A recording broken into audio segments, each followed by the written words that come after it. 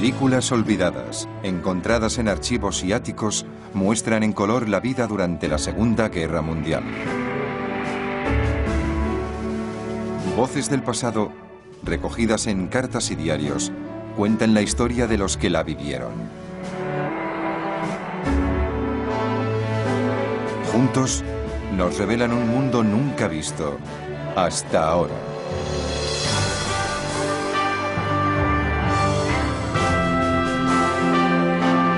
La guerra en color, la historia canadiense, la victoria y el mañana.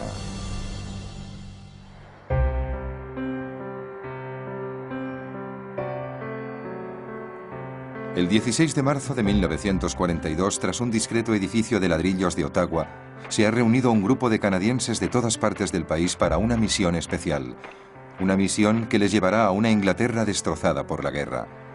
Antes de partir, los hombres se someten a un entrenamiento intenso y especializado, que no incluye aprender a manejar tanques, a tirar granadas de mano ni a pilotar bombarderos. Estos hombres aprenden a apagar los feroces incendios de la guerra.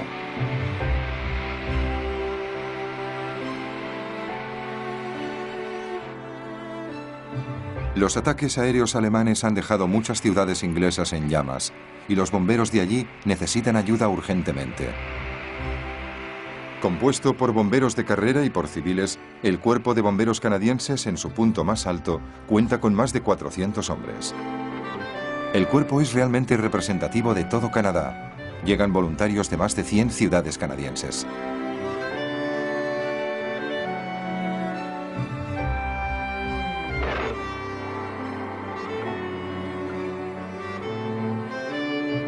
Al llegar a Inglaterra, se convierten en la primera brigada de bomberos voluntaria que sirve en un país extranjero en tiempos de guerra.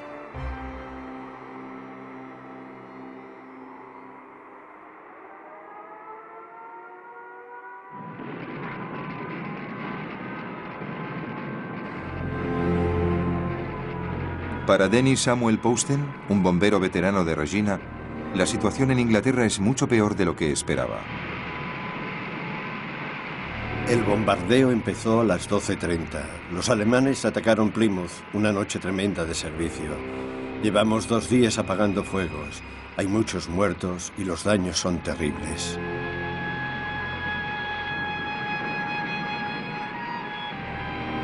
Para Alan Richmond Thompson y otros soldados canadienses estacionados en Inglaterra, los ataques aéreos alemanes ya forman parte de la vida diaria. Ayer tuve una muestra de lo que es un bombardeo.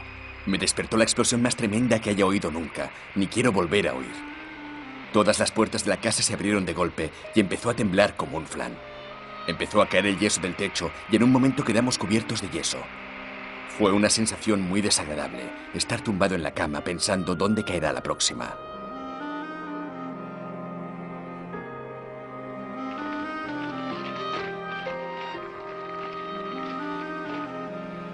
Durante sus 2 años de servicio en ultramar, el Cuerpo de Bomberos Canadienses lo apaga todo, desde incendios de hospitales hasta petroleros en llamas.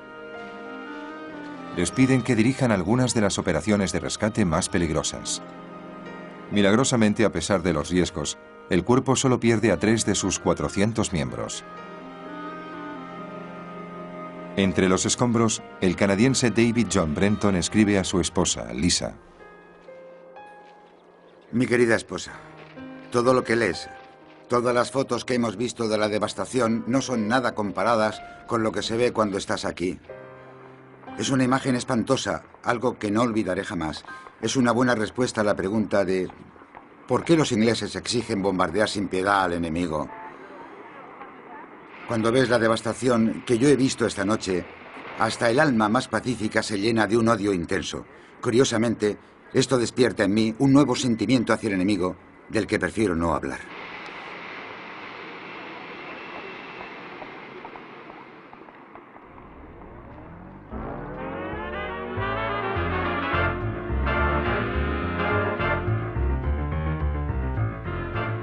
Los soldados canadienses, alejados de las ciudades en llamas, siguen la instrucción en las colinas y los prados de la campiña inglesa.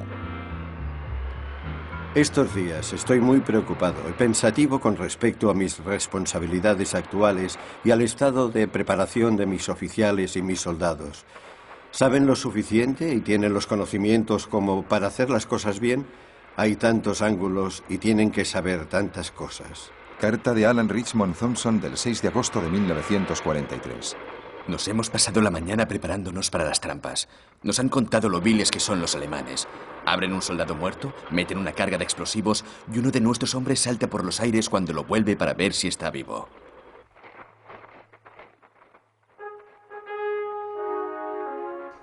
En un descanso de la instrucción, el Escuadrón 14 de las Fuerzas Aéreas Reales Canadienses recibe la inspección de la Reina de Inglaterra. El teniente de vuelo Walter Dinsdale filma esta ocasión tan especial. Dinsdale, procedente de Brandon, Manitoba, recibirá más adelante una cruz de vuelo distinguida por disparar contra una bomba alemana.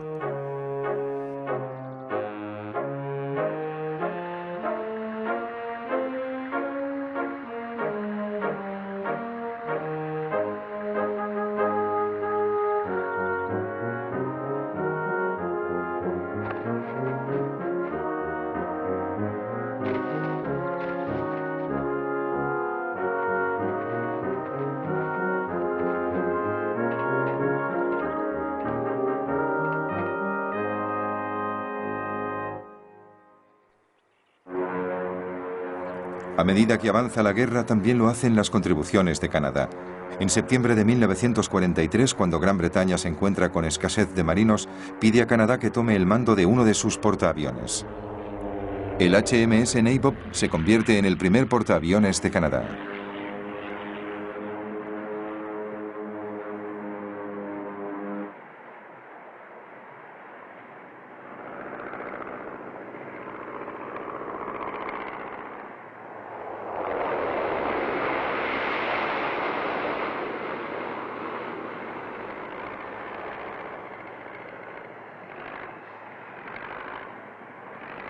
El HMS Nabob era un ejemplo de la estrecha colaboración de los aliados. Construido en los Estados Unidos, transferido a Gran Bretaña, dirigido por una tripulación 100% canadiense para apoyar a un equipo de 300 aviadores británicos.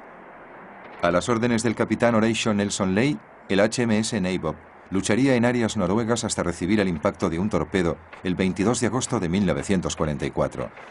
El primer portaaviones de Canadá quedó irreparable y se retiró del servicio 2 meses después.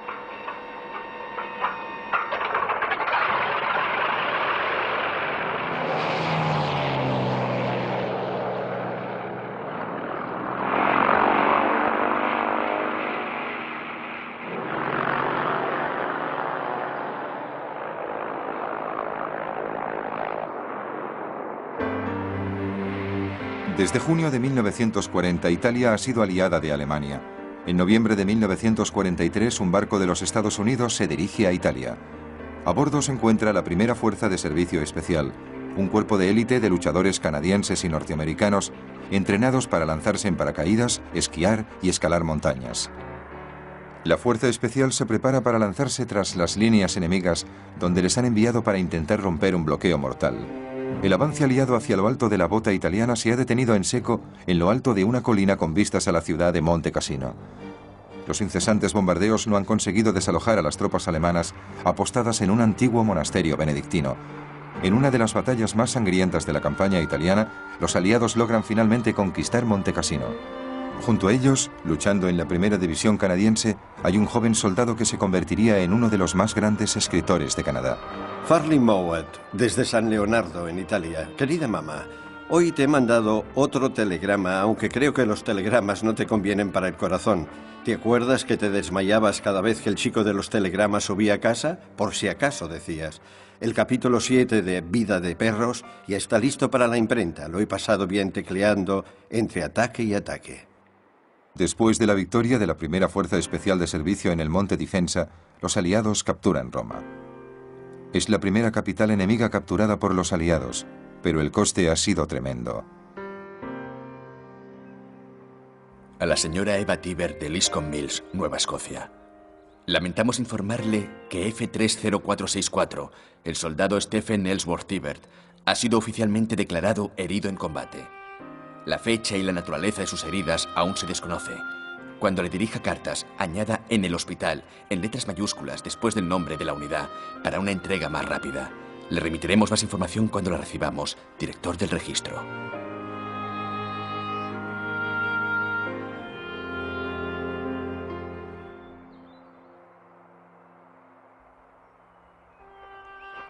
Carta del cabo de lanza Gastón Bruno del 22 Regimiento Real en Italia.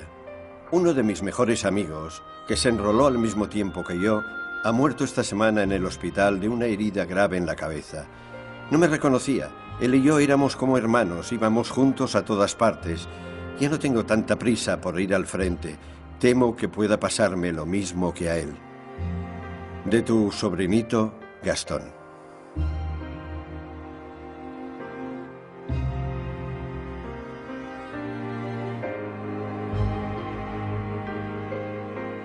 En Italia, la enfermera canadiense Maxine Slemon, con cámara en mano, filma a sus compañeras mientras se toman un necesario descanso lejos de los heridos. Los canadienses avanzan hacia el puerto adriático de Ortona, y estos hospitales de campo curan a unas 20.000 víctimas canadienses.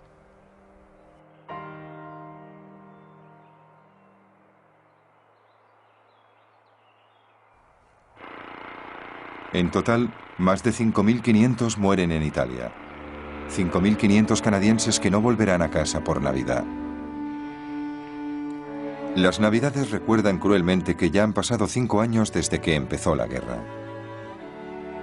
Algunas familias ya han pasado 5 Navidades separadas. Carta de Farley Mowat desde Italia. Queridos Squib y mamá, he recibido 2 paquetes de Navidad de vuestra parte. Pero mamá, querida, por favor, no me mandes más latas de cocido. Por famosa que sea la marca, el cocido es cocido y ya no sale por las orejas. Me han echado una bronca monumental por el último paquete que mandaste. Ahora me llaman Cocidos Farley.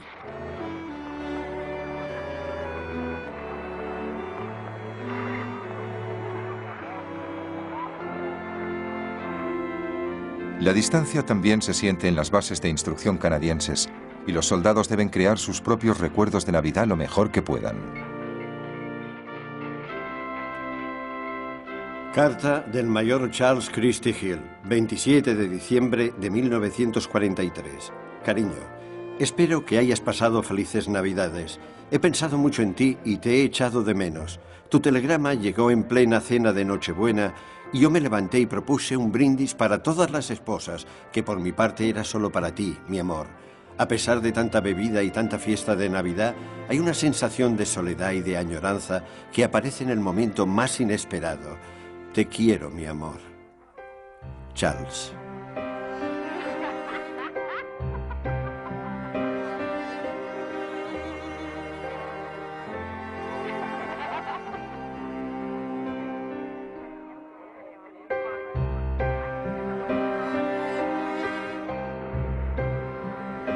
La aviación había ocupado un puesto relativamente menor en la Primera Guerra Mundial, pero en este nuevo conflicto, con aviones muy veloces que pueden llevar bombas muy potentes a larga distancia, los cielos son la clave de la victoria. En respuesta a los ataques aéreos alemanes sobre Inglaterra, el alto mando aliado cree que los bombardeos de ciudades alemanas son el sistema más eficaz para desmantelar el poder de los nazis.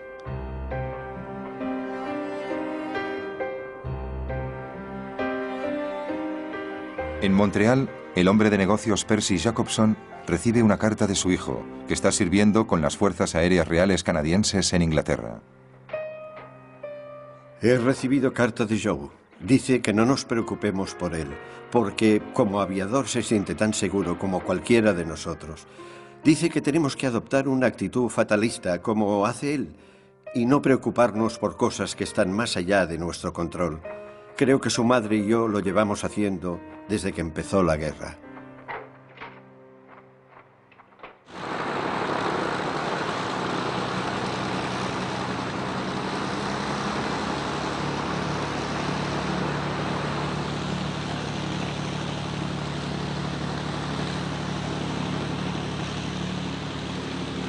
De los 3 ejércitos, el del aire es en proporción el más peligroso.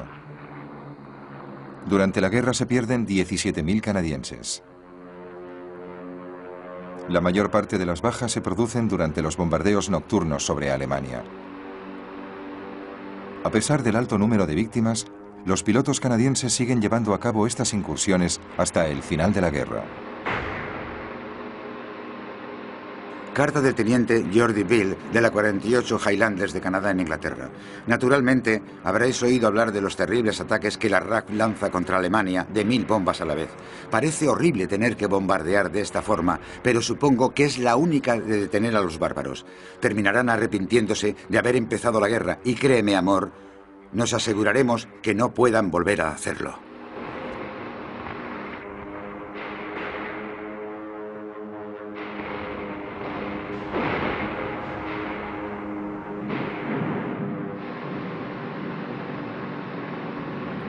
Desde 1940 a 1945 se lanzan 187 ataques aliados solo en Hamburgo.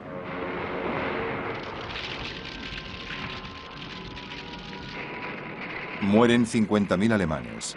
Más de 1 millón de personas se ven obligadas a huir. En uno de estos ataques aéreos cae el hijo de Percy Jacobson, Joe. Me han llamado por teléfono. Las llamadas a primera hora presagian desastres. Era el mensaje que casi he estado esperando desde hace 2 años y medio. Ahora May me dice que sentía lo mismo. Lo primero que pensamos fue en llegar a casa lo antes posible. Y luego la pregunta, ¿para qué?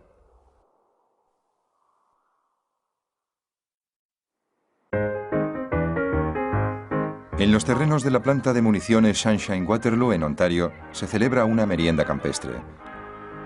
En todo Canadá se celebran muchas ferias de este tipo para recaudar fondos para la guerra. Desde Nueva Escocia, la folclorista Helen Creighton escribe sobre las actividades que se desarrollan en su parte de Canadá. La gira para vender sellos de ahorro de guerra está recibiendo muy buena respuesta. Los que quieren sellos normalmente ya los piden. Si no, los tenderos se encargan de recordárselo enseguida. En algunas tiendas, el gerente establece competiciones entre los comerciales o entre los clientes. Puede ofrecerse un plus al comercial que venda más unidades o se puede animar a los clientes a comprar ofreciéndoles el privilegio de poner sus nombres en un sombrero y ser el feliz ganador de una cesta de provisiones de $5. Es mucho más fácil dar cuando las cosas van bien. En 1944 la economía de Canadá sube como la espuma. La producción de guerra ha alcanzado cotas nunca vistas. Todo el que quiere trabajar tiene trabajo. Casi todo el mundo tiene dinero en el bolsillo, dinero que se puede gastar en sorteos para ganar una casa, todo en nombre del apoyo a la guerra. Desde Italia, Farley Mowat escribe a su familia para intentar conservar su bien ganado dinero. Por amor de Dios, no compréis más bonos de la victoria con mi asignación. Como todo el dinero lo invertís en eso, no me quedará ni un céntimo disponible para mis necesidades inmediatas cuando llegue a casa. No quiero ser tan egoísta, luchar en la guerra y también pagarla. Me conformo con cumplir con mi parte en la lucha y dejar que los patriotas domésticos la paguen. Farley. En los terrenos de la finca McLaughlin, en Oshawa, una fiesta para recaudar fondos para los pudientes. Los invitados que donan fondos para la guerra disfrutan de la interpretación musical de la banda de las Fuerzas Aéreas Reales Canadienses.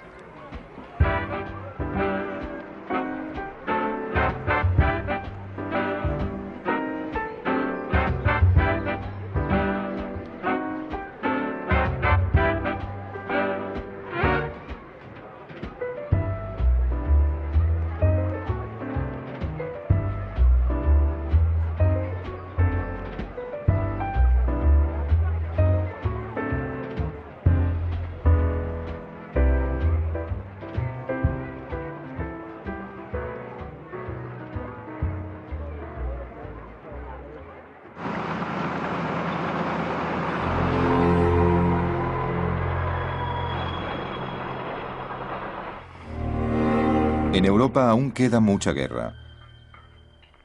En las costas de Francia, los nazis se preparan para la temida invasión aliada. Construyen enormes búnkers de cemento reforzado, garitas para disparar y pozos para morteros. Hitler hace su nido y el mundo está al borde del día D.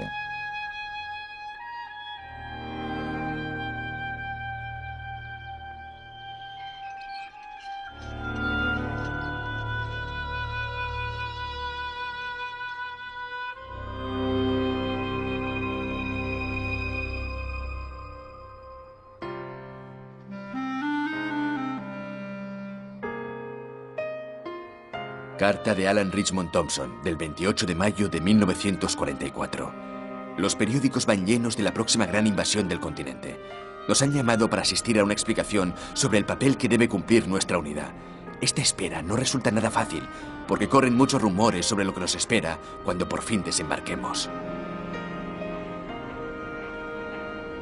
Carta de Ralph Stalpley, del 2 de junio de 1944. Queridos papá, mamá y familia. Ya no falta mucho para que nos llamen a hacer grandes cosas por nuestro país y quiero dejaros un mensaje por si pasa algo y no vuelvo. Mientras vosotros en casa debéis estar nerviosos esperando que den la noticia de la invasión del continente europeo con mucha preocupación porque yo estoy con las fuerzas de ataque, quiero que sepáis que no tengo miedo. Me siento fuerte y valiente. Los buenos deseos y las oraciones de los que estáis en casa me acompañan. Dios sabe que no quiero matar, pero debo hacerlo para librar al mundo de esta horrible dominación nazi que amenaza con devorarnos. Vuestro querido hijo y hermano, Ralph. Carta del teniente Geordie Bill de la 48 Highlanders de Canadá en Inglaterra. Mientras tu amor esté conmigo, cariño, no tengo miedo de cumplir con mi deber y luego volver a tus queridos brazos. Este cáncer monstruoso que intenta devorarnos debe ser cortado de cuajo para que no pueda seguir creciendo. Me alegro de estar aquí, amor mío, y estoy dispuesto a luchar por todo aquello en lo que creemos.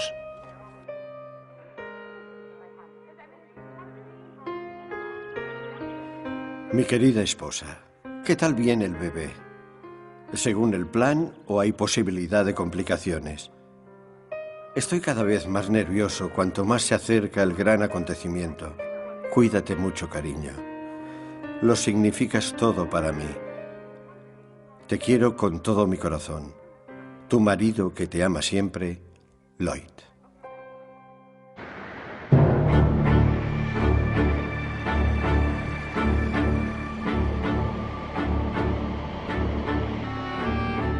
El 6 de junio de 1944, un grupo de fuerzas británicas, estadounidenses y canadienses se dirigen a una franja de tierra de 80 kilómetros en las costas francesas de Normandía. Alemania ya lleva 4 años ocupando Francia. Para los aliados, ha llegado el momento de echarles. Es el día D.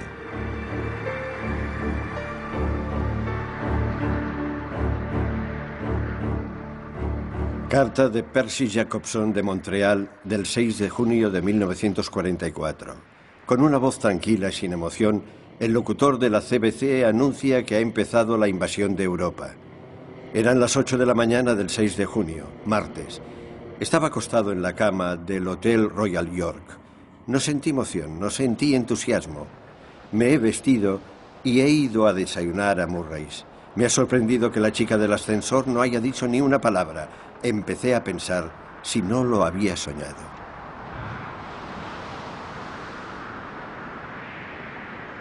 Carta del teniente J.M. Troster. Querida Lil, la función ha empezado en serio. Lo siento, cariño. No te puedo tranquilizar mucho porque ya sabes por qué estoy aquí y antes o después me tocará ocupar mi puesto al otro lado. Claro que escribiré tan a menudo como pueda. Te prometo que lo haré siempre que tenga ocasión. No te preocupes demasiado y no hagas caso de llamadas importunas.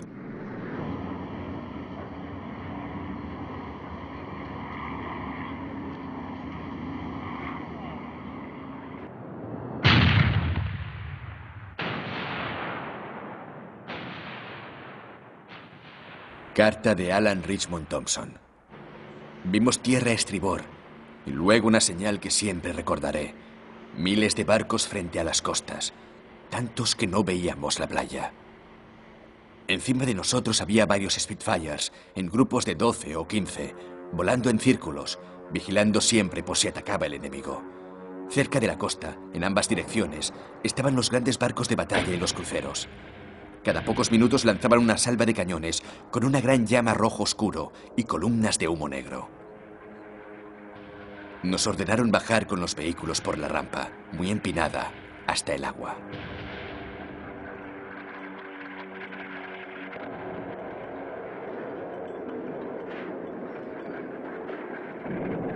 El día D, 1 de cada 10 soldados aliados es canadiense. El mayor Charles Christie Hill forma parte de una segunda oleada de canadienses que desembarcan en las delgadas costas de Normandía. Carta de mayor Charles Christie Hill, del 7 de junio de 1944. Cariño, no puedo decirte en qué parte estoy, aunque supongo que anuncian dónde han desembarcado los canadienses. No sé cuántos frentes ni cuántos desembarcos se han hecho aparte del mío. No fui el primero en desembarcar, pero casi. El pueblo donde hemos desembarcado podría ser cualquiera de una docena que hay en la costa de Saint Laurent. El apoyo aéreo era genial y los únicos aviones alemanes que he visto estaban cayendo ante el fuego de los Spitfire. No te preocupes, cariño, te quiero y Dios me protege.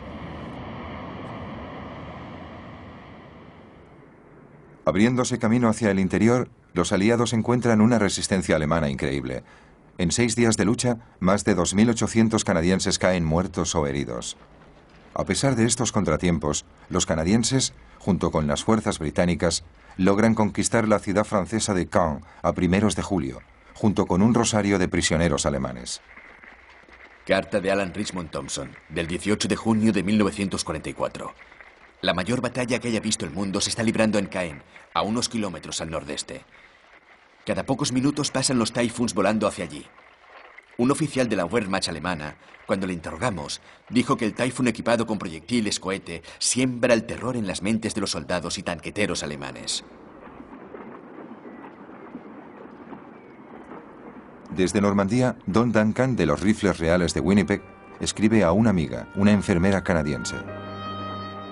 Mi querida enfermerita, pronto voy a salir de este agujero, ya sea con un permiso o con un trozo de metralla. A lo mejor caeré en tus manos amorosas para que me cures, si no consigo agacharme a tiempo. ¿Me tratarás con cuidado, hermanita, como el alfarero a la arcilla blanda? ¿O ya has perdido ese carácter tan dulce entre los bestiales deberes de las enfermeras de guerra? De todas maneras, podríamos vernos, y te invitaré a cenar y a bailar en Londres, y lo pasaremos en grande. Por un mundo sin fin. Amén. Un beso de buena suerte, Don. Carta del 11 de julio de 1944. Querido señor y señora Duncan, siento muchísimo tener que escribirles una carta de este tipo. Por favor, discúlpenme, no soy muy bueno escribiendo esta clase de cartas. Su hijo ha sido mi comandante de escuadrón durante muy poco tiempo y ha sufrido un accidente que ha resultado fatal. Era un gran chico y le llamábamos Dunk. Los chicos y yo le hemos enterrado en un jardín, hemos puesto una maceta de rosas sobre la tumba y hemos cogido un par de maderas blancas de un pueblo cercano y con ellas hemos hecho una cruz. Atentamente, M. Mimmel, sargento de escuadrón de los Rifles Reales de Winnipeg. En los espesos bosques del norte de Manitoba, cerca de la granja de los Duncan, un torrente fresco y rápido lleva el nombre de su hijo.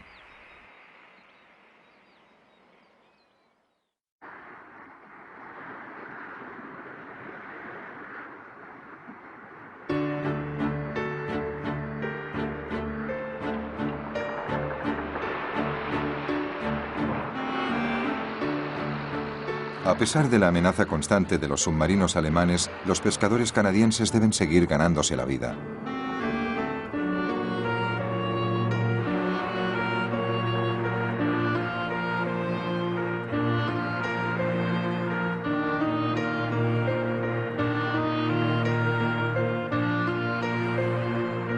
La amenaza es mucho más grave porque, aunque se puede hablar de un barco a otro por la radio sobre la posición de los bancos de peces, está prohibido mantener contacto con tierra firme por motivos de seguridad.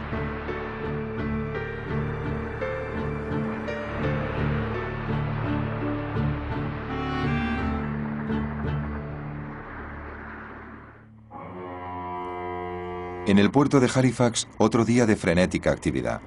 Los barcos van y vienen desde todo el mundo. En la ancha parte interior del puerto, conocida como Bahía de Bedford, pueden llegar a reunirse hasta 100 barcos. El peso que tiene el puerto de Halifax para la Segunda Guerra Mundial lo ha convertido en un puerto internacional. Con el éxito de las fuerzas aliadas en el oeste de Europa, algunos de los barcos que llegan traen los despojos de la guerra, prisioneros alemanes. Los prisioneros nazis son llevados a campamentos situados en Sorel, Quebec, Fredericton, Nueva Brunswick, Park Lake, Alberta, Gravenhurst y Ontario. A lo largo de la guerra, 600 prisioneros intentarán escapar de los campos canadienses. 17 desaparecerán sin dejar rastro. Muchos no lo saben, pero estos campos suelen estar situados en zonas remotas, cerca de algunos centros de vacaciones muy populares. Los hombres y mujeres que están sirviendo en Europa solo pueden soñar con estos lugares. Frank Hosek, que sirve con el ejército canadiense, escribe a su casa. Carta del 11 de junio de 1944. He estado pensando en este verano y me preguntaba si saldréis a pescar. ¿A que sería fantástico poder ir todos este fin de semana a North Fork, a ese sitio donde acampábamos tantas veces? ¿Qué os parecería una excursión hasta Calgary para la estampida y luego a Banff y al lago Louise, como hemos hecho tantas veces? ¡Qué maravilloso sería! Frank Hosek. El 25 de agosto de 1944, el triunfo de los aliados en el oeste de Europa resuena con la liberación de París. Para los franceses, sus 4 años de ocupación alemana han terminado por fin. El soldado canadiense Alan Richmond Thompson está ahí, como testigo del memorable suceso. Carta del 5 de septiembre de 1944. Paramos el camión justo debajo de la Torre Eiffel. En cuanto se detuvo, una multitud corrió hacia nosotros. Las chicas venían y nos besaban como si fuéramos el novio perdido hace tiempo. Nunca he visto una gente tan emocional en toda mi vida. En París fue donde vi los resultados de la brutalidad alemana. Una chica de 19 años, con las uñas arrancadas y una enorme cicatriz, porque le habían rajado la cara. El 22 de noviembre de 1944, las graves bajas en Europa dejan al ejército desprovisto de infantería. El primer ministro Mackenzie King no puede seguir retrasando el momento de imponer el servicio obligatorio. Ante la furia de los contrarios al servicio obligatorio de Quebec, Mackenzie King envía a 16.000 reclutas forzosos a ultramar. Desde los campos de batalla de Europa, los soldados canadienses opinan sobre el tema. Carta de Farley Movet, desde Italia. La traición no se limita a los franco-canadienses. Ya hace tiempo que pienso que les pintan un poco más negros de lo que son para destacar de las maravillosas cualidades del resto de la ciudadanía. Farley.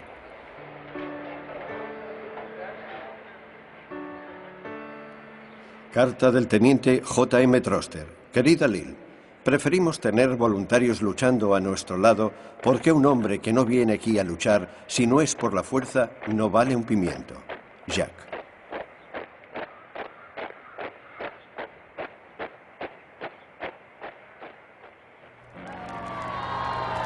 Emitiendo desde Holanda. Les hablo desde la famosa y antigua ciudad de Utrecht. Juzguen ustedes el entusiasmo de los holandeses, que ha alcanzado su punto máximo esta mañana.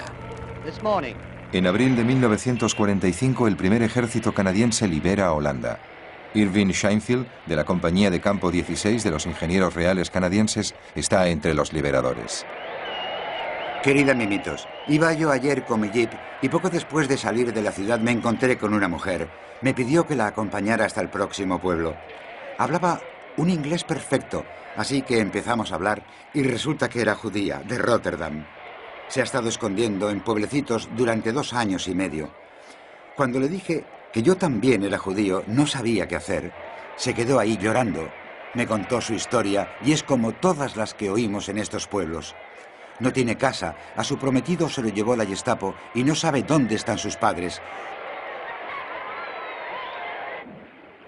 Tuyo para siempre, y un día más, Irv.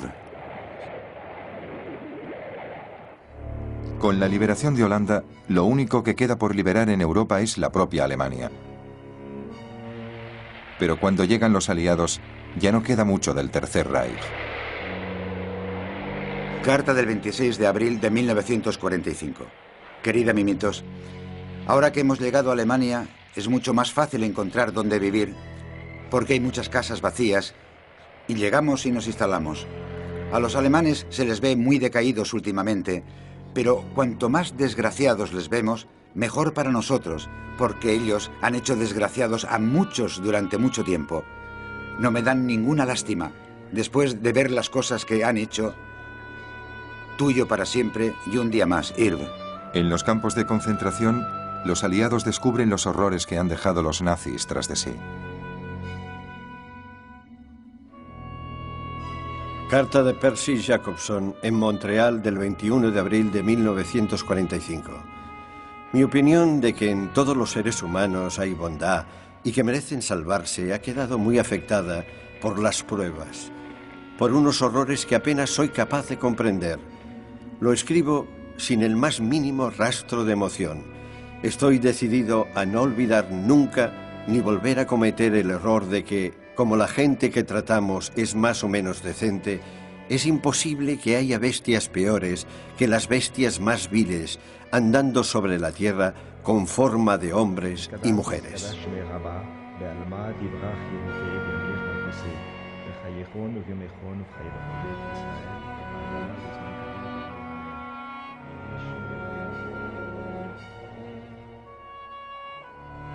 Los ejércitos alemanes en el oeste parecen hundirse. Los paracaidistas alemanes y los granaderos Panzer siguen luchando con fuerza. Veremos incendios aún mayores para quemar la esvástica bajo la cual Alemania no ha vencido, sino que ha quedado arruinada, y esperemos que no se recupere jamás. Después de casi 6 años, después de la muerte de 42.000 soldados canadienses, después de la muerte de 28 millones de civiles y militares aliados, la guerra en Europa ha terminado por fin.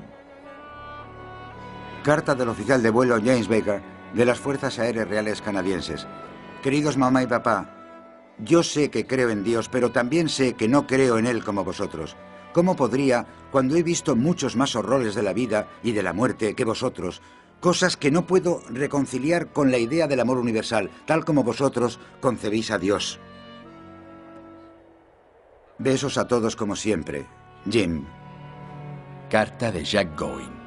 Querido tío, ayer vi a unos civiles alemanes por primera vez. Se les veía desesperados, casi siniestros. Apartaron la vista para no tener que mirarme. Es una combinación de odio y agotamiento. Ahora aprenderán lo que es empujar un carro entre las ruinas, como aprendieron los franceses, los belgas y los holandeses. Nada puede detener la marea devastadora que los aliados han desatado sobre Alemania.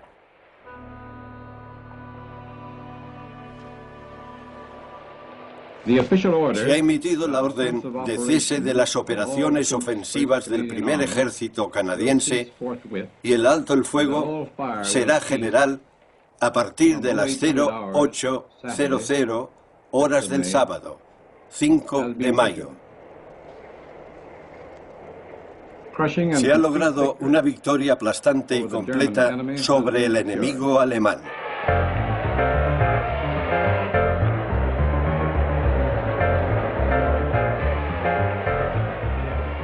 Carta de Alan Richmond Thompson del 8 de mayo de 1945. Esta noche, a las 18:20, uno de los operadores ha salido de la sala de radio chillando y gritando que todo había terminado.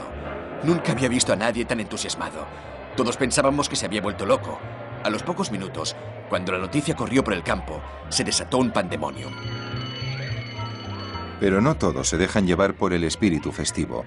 Para algunos, como Percy Jacobson de Montreal, cuyo hijo Joe murió en 1942, el fin de la guerra tiene un sentido completamente distinto. Carta del 7 de mayo de 1945. Tenía sentimientos encontrados.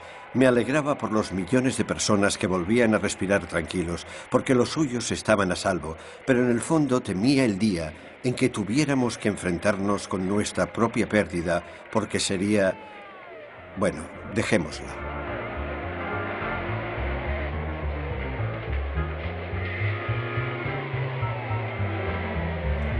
Carta del oficial de vuelo James Baker de las Fuerzas Aéreas Reales Canadienses.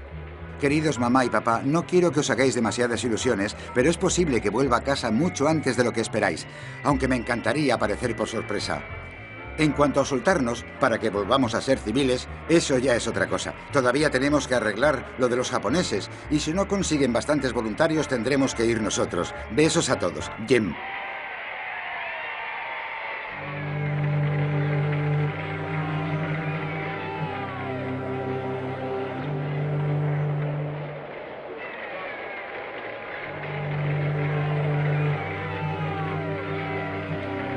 No todos los soldados canadienses tienen como prioridad luchar contra los japoneses en el Pacífico. En Halifax, el día de la victoria europea se agría cuando los marinos y los soldados, aparentemente resentidos por el maltrato recibido de la gente de esta ciudad durante toda la guerra, saquean todas las tiendas del barrio portuario.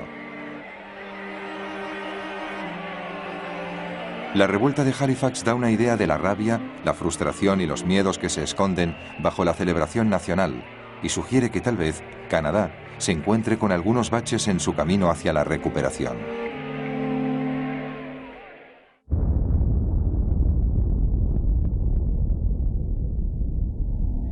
Si los soldados canadienses estaban preocupados por tener que luchar contra los japoneses en el Pacífico, dejan de tener motivos cuando la bomba atómica cae sobre Hiroshima el 6 de agosto de 1945 y 3 días más tarde cae otra en Nagasaki. 110.000 japoneses resultan muertos. 130.000 resultan heridos. 6 días después, Japón se rinde. La Segunda Guerra Mundial ha terminado.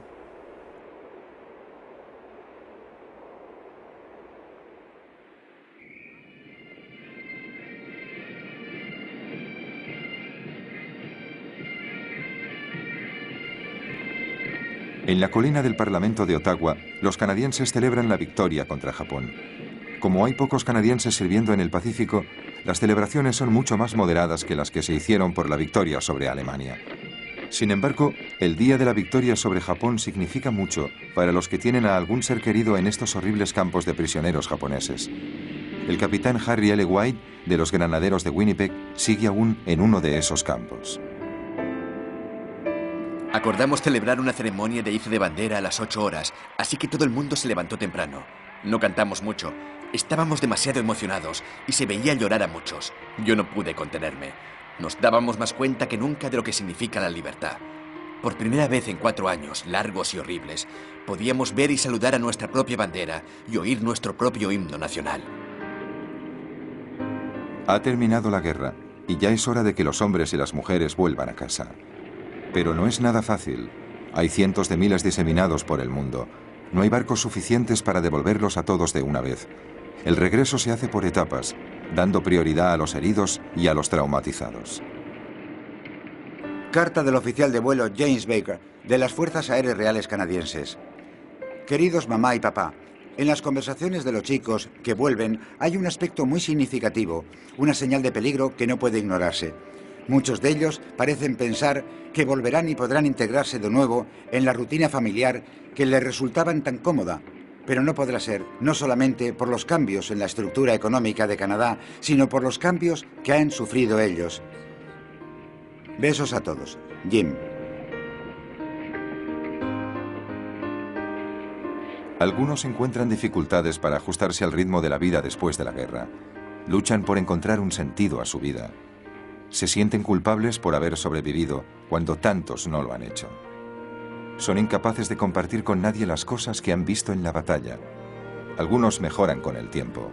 Otros nunca vuelven al trabajo ni con sus familias.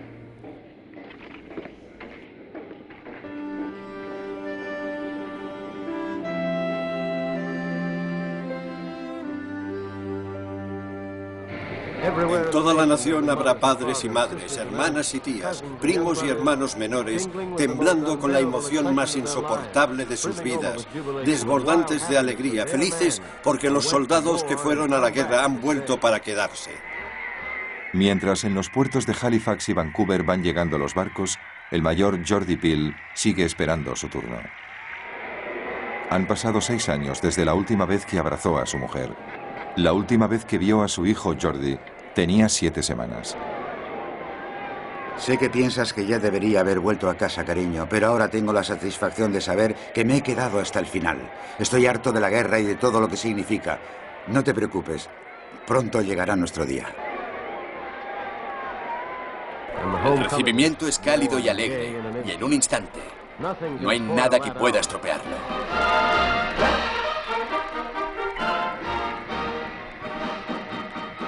Los barcos también traen una gran cantidad de mujeres que se han casado con chicos canadienses en ultramar. Son las 48.000 esposas de guerra de la Segunda Guerra Mundial.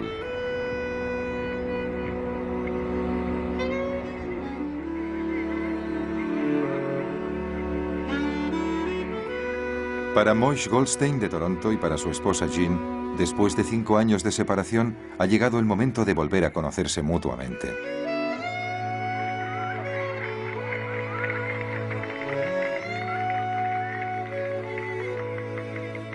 A finales de 1946, casi todos los hombres y las mujeres han vuelto a suelo canadiense. El Canadá que han encontrado está casi irreconocible, comparado con el que dejaron en 1939. Se acabó la depresión, se acabó la sensación de que Canadá es una colonia, se acabó la necesidad de luchar. Canadá es un auténtico país, y los buenos tiempos que nos prometían durante toda la guerra han llegado por fin. Las mismas fábricas que producían tanques y bombas fabrican ahora ositos de peluche, ropa de moda y coches nuevos por estrenar. A pesar de sus experiencias en las ruidosas y calurosas fábricas de municiones, algunas mujeres siguen trabajando en fábricas. Algunas vuelven a los trabajos que tenían cuando la guerra interrumpió bruscamente sus vidas. Algunas usan los conocimientos especializados que han aprendido durante la guerra para emprender interesantes carreras profesionales. Sin embargo, casi todas las mujeres vuelven a ser amas de casa. Nadie necesita que le recuerden cómo se fabrican los niños. En Canadá empieza la generación del baby boom. Pero por cada familia que se reúne, hay tíos y tías que faltan, o primos o sobrinos y sobrinas, hermanos, hermanas, madres y padres desaparecidos.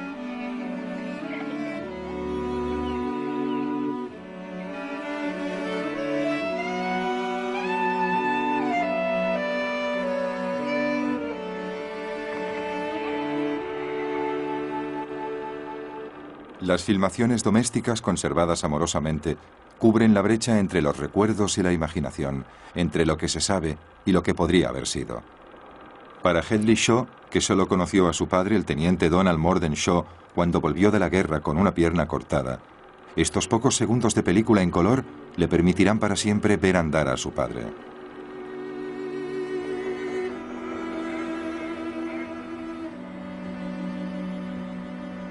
En los pueblos y ciudades de todo el país se celebran servicios fúnebres cada día para recordar a los seres queridos que se han ido. Y para recordar a los canadienses el precio de la libertad y la prosperidad. Carta de Evan Thomas Newton. La placa que hemos descubierto aquí esta tarde lleva los nombres de los jóvenes que murieron en la guerra que terminó en Europa hace un año. El esfuerzo y el sudor, e incluso a veces puede que las lágrimas, fueron suyos en medio de una realidad terrible. Murieron defendiendo nuestras libertades fundamentales y su recuerdo nos obliga a dar lo mejor de nosotros mismos para honrar los sagrados valores por los que dieron la vida.